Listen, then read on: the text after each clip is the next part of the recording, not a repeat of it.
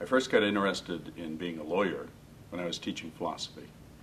I taught philosophy for 4 years and was concerned that it was, for me, too much of a spectator sport. I loved the teaching, but I didn't like the idea of just reading what other professional philosophers wrote and writing articles that only they would write. I wanted to have more of an effect on society.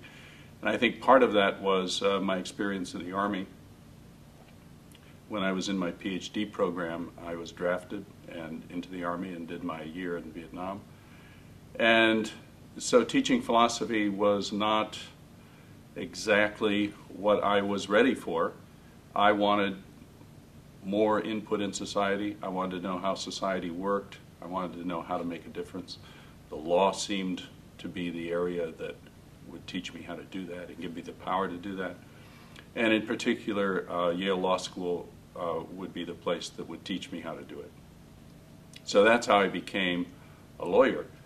How I became a law professor, I was in law practice in Washington for 8 years. I was a partner in a law firm and had spent most of my time working with expert witnesses and developing scientific evidence and building scientific information into legal arguments.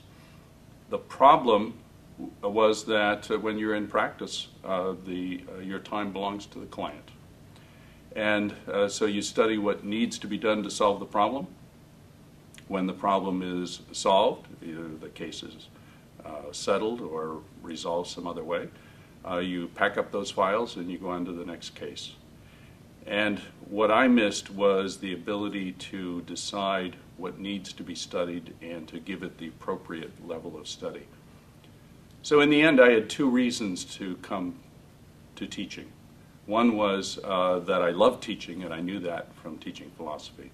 And the other thing was that I could set my own research agenda. Law schools are a very unique institution in this country. Practitioners of law, judges and lawyers, don't have the time to think through the way that they should all of the complicated problems of our society, the legal problems. And law professors in the law community are in a position to do that.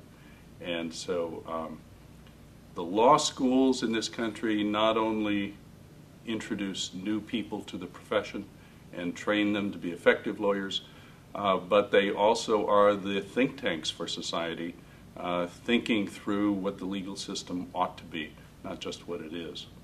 And so that's why I became a law professor.